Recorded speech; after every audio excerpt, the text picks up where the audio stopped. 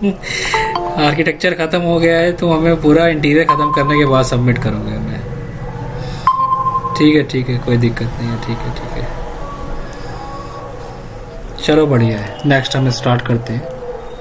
बहुत ज़्यादा डिटेल्स पे काम कर चुके हैं लास्ट टाइम हम लोग। Bedroom plan, flooring layout, furniture layout, different elevations पे काम कर लिया था यहाँ पर। ठीक है,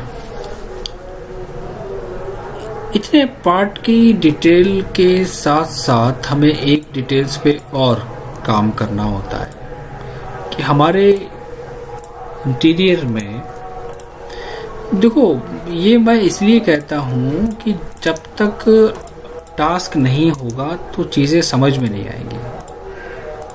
फैक्ट बताऊँ अगर, इसलिए मैं बहुत ज़्यादा टाइम देता हूँ हर एक बच्चे को, ताकि बाद में उसको ये कहने का मौका ना मिले कि मैंने कोऑपरेट नहीं करा उसे। इसलिए मैं बहुत टाइम देता हूँ। आर्किटेक्चर में भी टाइम दिया था मैंने, है ना। इससे क्या होता है कि बच्चे की क्वालिटी जब तक सामने नहीं आएगी मुझे पता ही नहीं चलेगा वो क्या बना रहा है। इसलिए मैं बार बार फोर्स करता हूँ। तो बच्चे से भी कहता हूँ कि अगर तुमको लग रहा है कि तुम बना लोगे, काम कर लोगे, क्या कहें अब, छोड़ो। तो एरिया के बाद यहाँ पर दूसरा पॉइंट आता है कि जब हम लोग वर्क करते हैं तो एलिवेशंस के साथ साथ हम एक डिटेल्स पे और काम करते हैं। हम लोगों ने क्या बनाया था, हम लोगों ने लास्ट टाइम टीवी यूनिट को डिज़ाइन करा था, तो हम उसके एलिवेशंस को यहाँ से निकाल लेते हैं क्योंकि उसकी हमें ज़रूरत पड़ेगी वहाँ पर। वो मैंने वहाँ से निकाल लिया, जो एक रेफरेंस लेके हमने डिज़ाइन करना स्टार्ट किया था। क्लोज कर दो उसको, हर एक पार्ट को। ठीक है, तो जो डिटेल हमने वहां पर बनाई थी, जो प्लान हमने वहां पर बनाया था, हमने जो वहां पर मेंशन करा है बेडरूम के प्लान के अंदर, तो वहां पर जो डिटेल हमने दी थी उसी की बेसिस पे ही हमें प्लान पे बनाना पड़ेगा।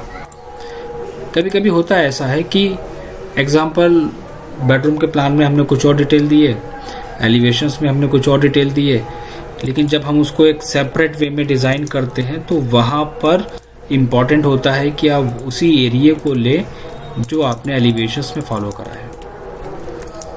आप उन्हीं डिटेल्स को वहाँ पर मेंशन करें जो आपने एलिवेशंस में। ये सेक्शन लाइन वर्टिकल है, क्या वर्टिकल का सेक्शन आप ऐसे ड्रॉ कर लोगे without rotating?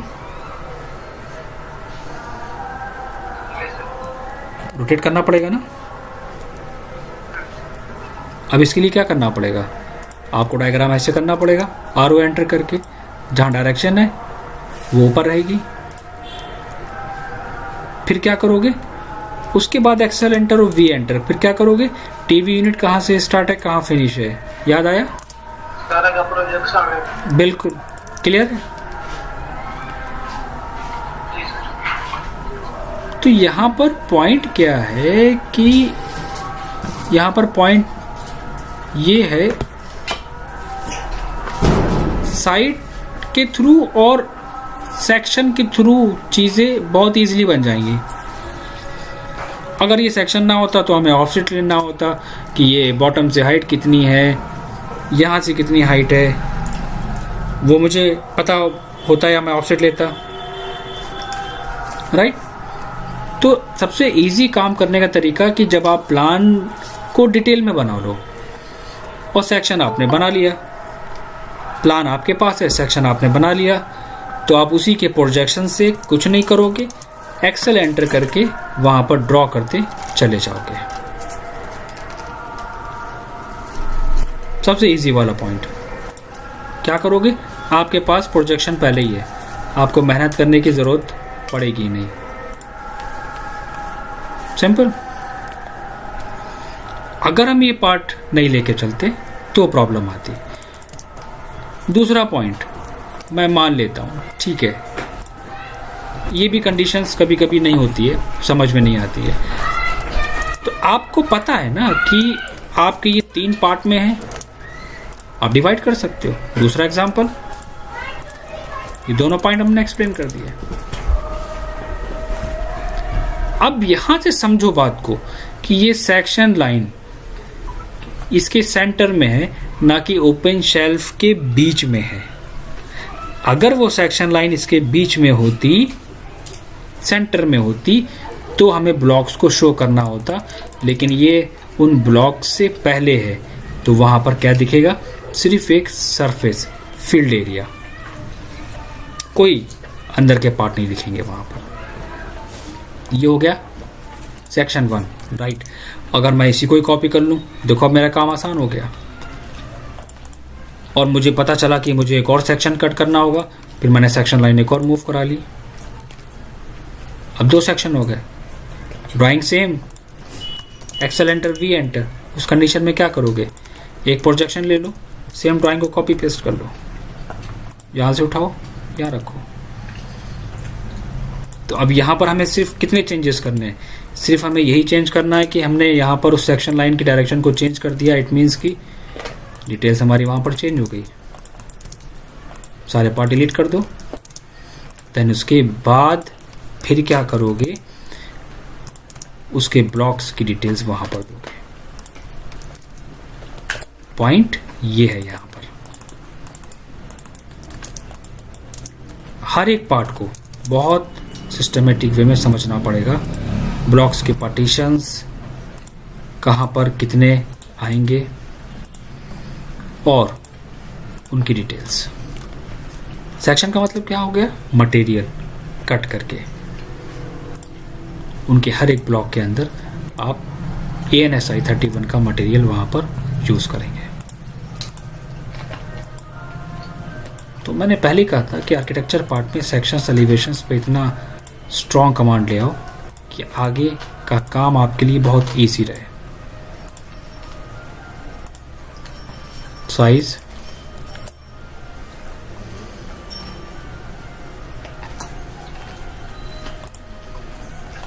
And delete. Section line हमने चेंज कर दी। पहला सेक्शन अब पहले था, दूसरा सेक्शन बाद में था। सिर्फ सेक्शन को चेंज करने से ड्राइंग्स हमारी चेंज हो गई। अब पॉइंट यहां पर यह आता है कि हम क्या दें डिटेल्स में। यह भी बहुत इंपॉर्टेंट है। सबसे पहला पॉइंट, हर एक पार्ट की डिटेल दो, हर एक ऑब्जेक्ट की डिटेल दो, उनकी हाइट से लेके हर एक पार्ट शो कराओ, कहां पर कितना गैप आ रहा है। यह हम एलिवेशंस में नहीं दे सकते, यह हम सेक्शंस के अंदर देंगे हर एक पार्ट को, चाहे वो सेक्शन A हो, सेक्शन B हो। यहाँ से सामने वाले को क्लियर होता है कि जो इस पे हम काम करने जा रहे हैं उनके डिफरेंट पार्ट्स में क्या क्या साइजेस लिए जाएंगे, यह हमको लेने हैं। एक डायमेंशंस निकाल दो, बाकी डायमेंशंस सेम वहाँ पर टाइप कर दो। तरीका इसका ये होता है कि अगर हम बाकी डायमेंशंस को एग्जाम्पल यहाँ पर टाइप करेंगे तो आप डबल क्लिक करके टाइप कर देना, एक्स्ट्रा पार्ट हटा देना और ये सिंबल लगा देना, डायमेंशंस लीनियर। क्या इनके अंदर अभी हमें फिनिश की डिटेल देनी पड़ेगी? इनके अंदर भी हमें फिनिश की डिटेल देना पड़ेगी। दूसरा, ये क्लियर नहीं हो रहा है कि सेक्शन 1 और सेक्शन 2 कौन सा है। सेक्शन A और A' हमारा यहाँ पर क्लियर है। देन दूसरा हमारे पास आएगा सेक्शन B और B', कोई भी नाम हो सकता है वो, B और B'। तीसरा सेक्शन का नाम वहाँ पर चेंज कर दो, C और C', C एंड C'। क्या बनाया है आपने? तो जो भी डिटेल्स आपकी है उनकी टैगिंग निकाल लो, मतलब कि ये आपके पास टैगिंग पहले से होनी चाहिए ताकि काम आसान हो आपका। So this one is our wall mention करो, हमारे पास कहाँ पर कितनी प्लाईवुड यूज़ कर रहे हो उसकी डिटेल्स वहाँ पर दो। सेक्शन को हमने इसीलिए मेंशन करा वहाँ पर। वॉल की डिटेल्स हमने वहाँ पर मेंशन कर दी। ओपन शेल्फ कहाँ पर है उनकी डिटेल्स।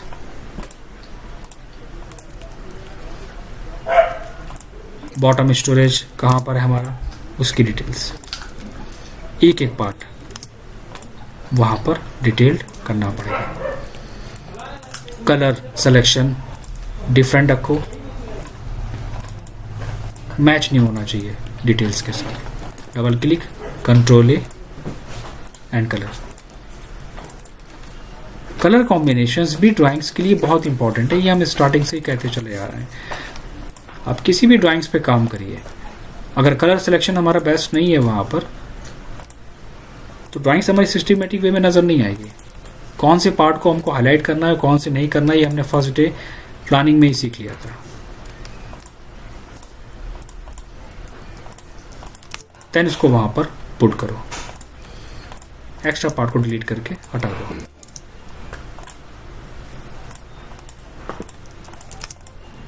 इंपॉर्टेंट यहां पर क्या था? Plan, sections and elevations. In case मैं एग्जांपल ले रहा हूं कि अगर यहां पर आपने वुडन फिनिश दिया है या फ्रूटेड पैनल्स दिए हैं आपने अपनी ड्राइंग्स के अंदर कहीं भी, उस कंडीशन में आपका काम क्या होगा? अगर यहां पर है वो, तो आप उस मार्किंग वाले पार्ट को कैसे बताओगे? डिटेल्ड करके साइड में detail A and wooden rafter floated panels, उनके साइज निकाल के जो हमने यहां यूज करें, जो हम वहां यूज करेंगे। कॉल आउट का यूज हम शुरू से ही करते चले आ रहे हैं ड्राइंग्स के अंदर, इसीलिए ताकि आगे जब हम छोटी छोटी डिटेल्स पे काम करें तो उनको निकाल सके। मैंने यहाँ पे भी कॉल आउट का यूज करा था, यहाँ भी किया था और यहाँ भी किया था, और बाउंड्री वॉल के अंदर भी कॉल आउट का यूज किया था। इसलिए 50% डिटेल हमारे आर्किटेक्चर से निकल आती है। सिंपल सी बात है। यहां पर हमने क्या बताया था? यहां पर मैंने बोला था कि सिर्फ इससे काम नहीं चलेगा, आपको आइसोमेट्रिक ड्राइंग्स इसकी बनानी पड़ेगी इसके साथ। अब चाहे कोई बनाए चाहे ना बनाए, लेकिन हमें बनाना है। एक ओवरऑल हमें एक 3D व्यू रिप्रेजेंट करना है वहां पर, मोस्टली करते हैं लोग। इमेज से काम नहीं चलेगा, इमेज तो हमारी एक रेफरेंस हो गई, प्लान समझ में आ गया, आइसोमेट्रिक्स भी हमें बनाना पड़ेगा, क्योंकि कमांड है। जब कमांड है तो उस कमांड का इस्तेमाल करेंगे हम ड्राइंग्स में, वरना बेकार है।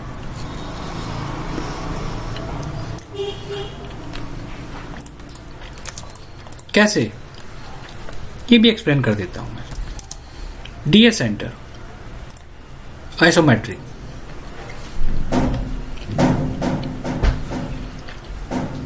आपके पास वॉल है तो साइज मैं अपने अकॉर्डिंग लूंगा, ऑर्थो को ऑफ मत करना। ये मेरी वॉल है, वॉल की हाइट बहुत इंपॉर्टेंट कमांड है ये। देखने में ये वॉल यहां पर ऐसी है, बट हम यहां पर उसको 30 डिग्री एंगल्स पर शो कराएंगे। वॉल है हमारी, तो वॉल की क्या होगी? थिकनेस, वॉल की थिकनेस शो कराओ। इसमें ऑफसेट काम नहीं होता है, सिर्फ कॉपी कमांड यूज करते हैं। This one and this one,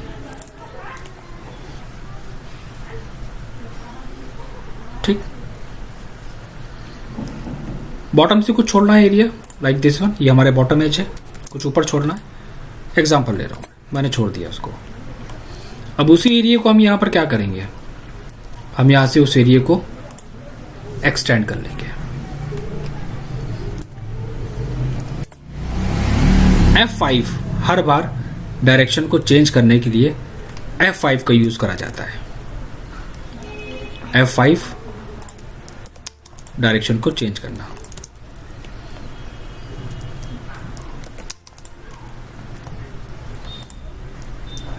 wall का कॉर्नर जहां था वहीं रहेगा, इसको हटा दो, ठीक है। फिर मैंने लाइन कमांड लिया, F5 का यूज। मैं कोई भी साइज लेके चल रहा हूं समझाने के लिए। And this one, same process यहां पर F5 दिस वन। थोड़ा सा कंफ्यूजिंग भी होता है समझने के लिए। F5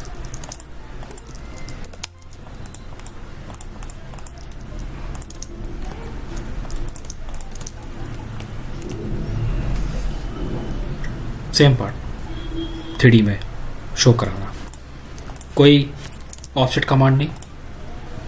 F5 कॉपी, सिर्फ कॉपी कमांड, 1 by 1 चारों तरफ से copy.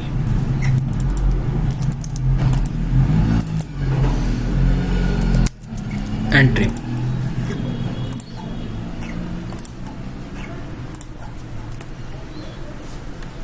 Centre line, draw and copy. तो ये जो ड्राइंग्स है इसके थ्रू हम पूरा एक डिटेल क्रिएट कर सकते हैं। अगर हमें इसको ओपन शो कराना होगा हम इसके कॉर्नर से ही, मैंने पहले भी बता चुका हूँ, एक्सप्लेन कर चुका हूँ। दिस वन, इसको ओपन शो कराना है इस कॉर्नर से आगे तक एक्सटेंड करा के ट्रिम।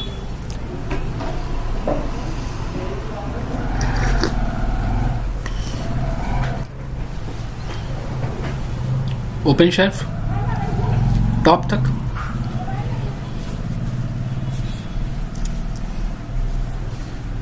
क्या करूंगा मैं यहां पर,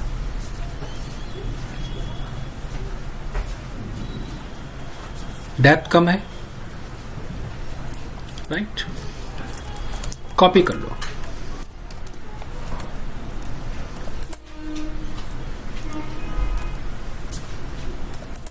ये मैंने कॉपी कर लिया, इस पॉइंट को लिया, ऊपर तक एक्सटेंड करा, यहां से ज्वाइन करा दिया। देखने में जितना इजी है उसको समझना भी थोड़ा डिफिकल्ट है। कॉर्नर लिया, F5 डायरेक्शन, कहां तक साइज, F5, इस कॉर्नर को यहां ज्वाइन करा, जो पार्ट नहीं दिखेगा उसको हटा दो, F5, same F5, corner to corner join करा दो।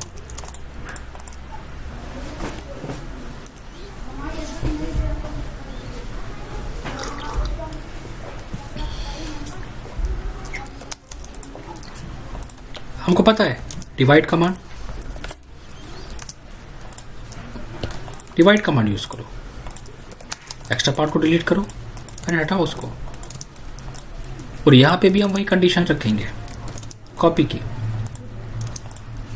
ऑफसेट नहीं कर सकते हैं, कर सकते हैं, बट होता क्या है डायरेक्शंस को चेंज कर देता है।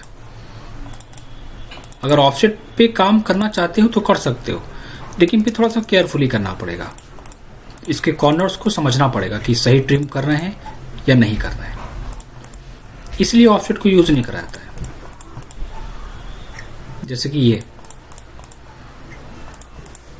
कई बार डाउट होता है कि हम ऑफसेट क्यों नहीं यूज कर रहे हैं इसमें, इसलिए यूज नहीं करते हैं। फिर लाइन लेके हम इसके कॉर्नर से ज्वाइन कराते चले जाएंगे तो एक 3D इफेक्ट दे देगा।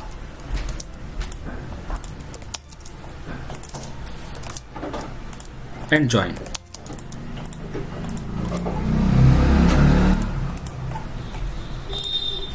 दिस वन आ गया सेम पार्ट।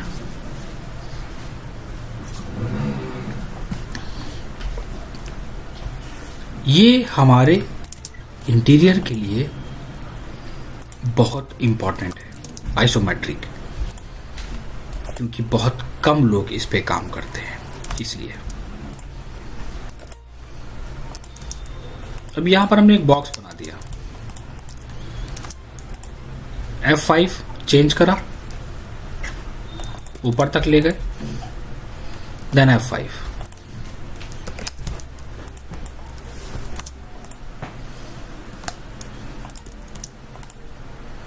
है ना, कौन सा पार्ट कहां पर जाएगा, कितना पार्ट दिखेगा, कितना नहीं दिखेगा,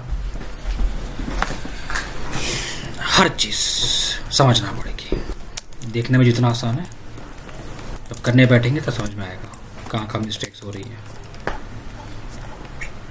जो चीज़ नहीं दिख सकती, जो विजिबल नहीं हो सकता, उसको डिलीट कर दो और इसी पार्ट को हम कॉपी कर देंगे। F5 एरे भी यूज कर सकते हो।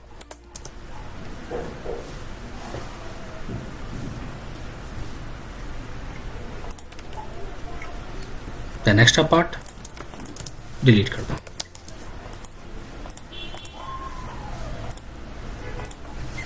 एक एक डिटेल्स पे फोकस करना पड़ेगा। तो लोगों के माइंड में ये एक बहुत बड़ा कंफ्यूजन है कि आइसोमेट्रिक की drawing is not important for me. ये दिमाग से निकालना पड़ेगा।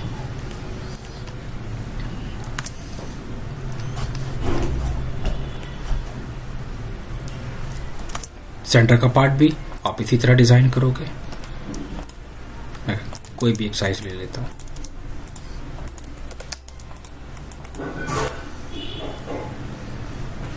देन आप उसमें कलर फिल करना चाहो तो कलर भी फिल कर सकते हो, जो भी वुडन कलर आपने चूज करा है।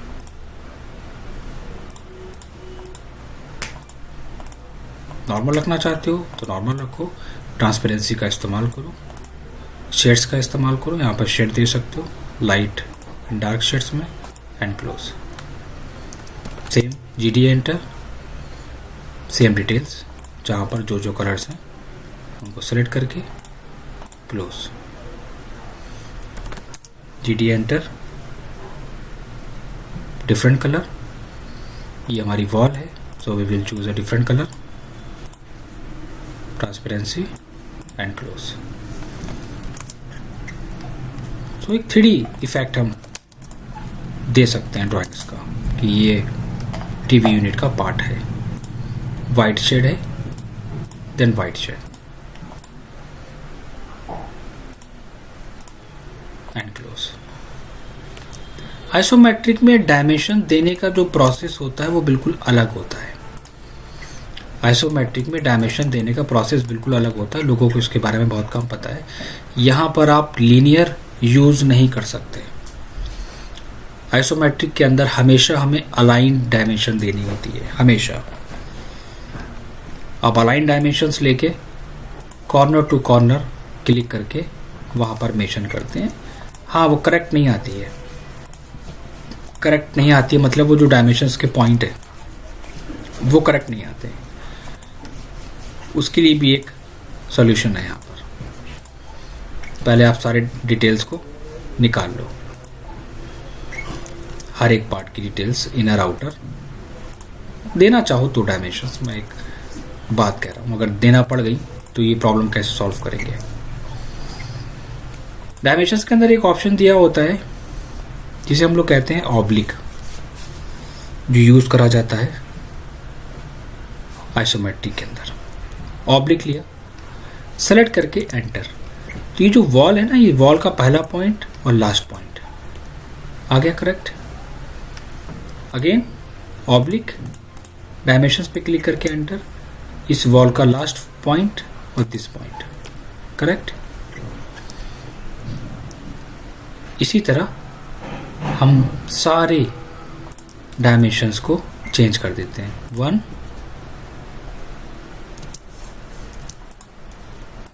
ऑब्लिक पे जाने के बाद select enter, this point and this point. C का लॉन्ग कर देगा वो। सेलेक्ट करके enter, this point, this point. Tag डाल दो वहां पर, this one is isometric.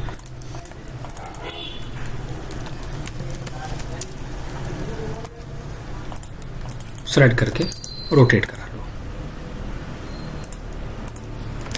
And place. DS enter करके बाहर आ जाओ, रेक्टेंगुलर स्नैप एंड ओके, और अपने ड्राइंग के पास वहां पर प्लेस कर लो। ये हो गया इसका दूसरा पार्ट।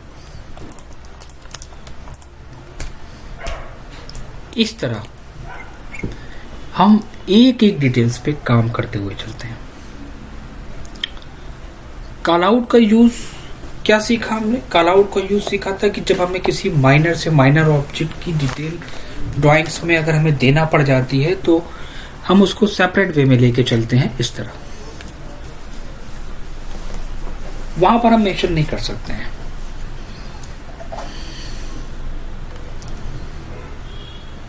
हमने आर्किटेक्चर वाले पार्ट में क्या सीखा था?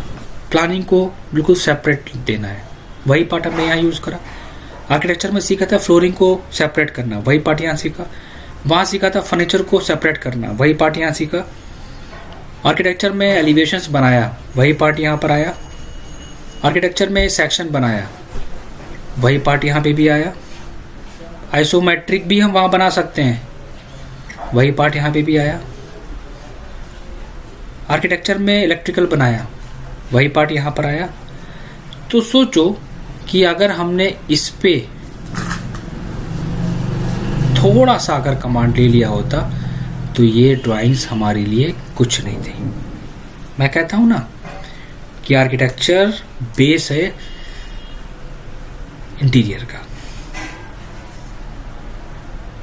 इस पे कमांड तो ये आपके लिए कुछ नहीं है, बहुत इजी है। बस आपको यहाँ पर किस चीज़ की ज़रूरत पड़ेगी?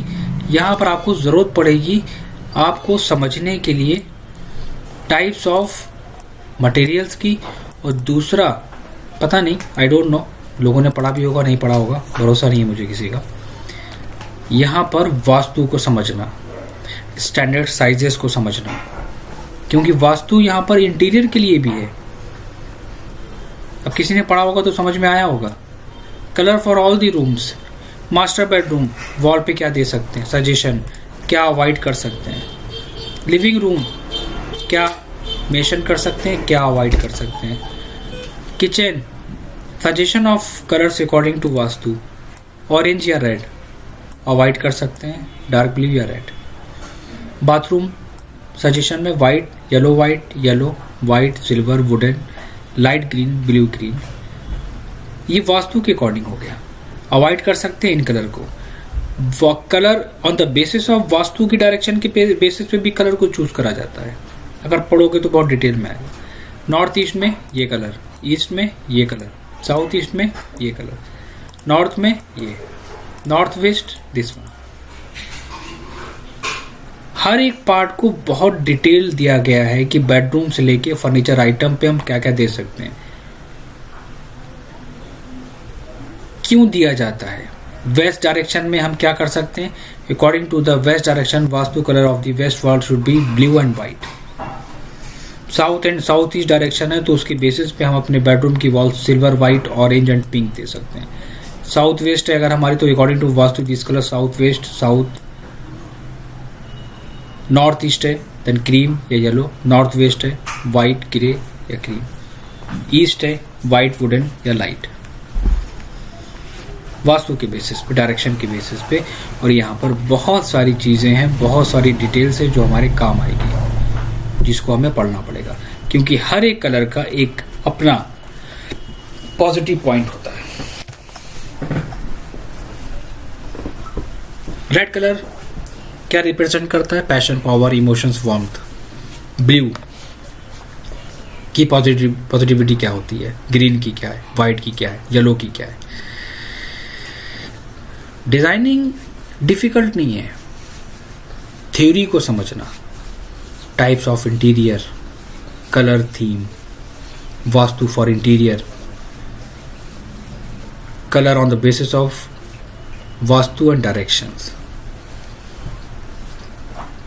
मटेरियल्स, ये सब मैंने शेयर करा है, क्योंकि जब तक इनको आप पढ़ेंगे नहीं तब तक चीज़ें समझ में नहीं आएंगी। मैं चाहता हूँ सभी लोग हमें एक डिटेल्स अपने मन से क्रिएट करके दे, अपने अकॉर्डिंग एक वार्डरोब का डिटेल बना के दे हमें सभी लोग। इसके साथ देखना चाहते हैं कि कौन कैसे काम करता है।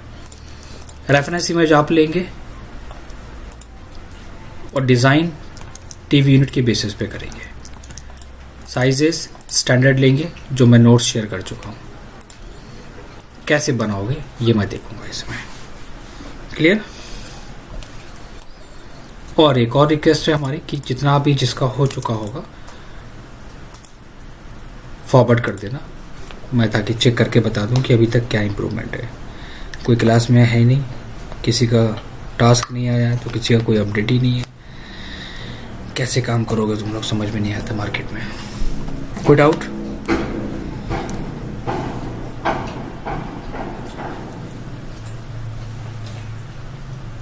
क्लियर?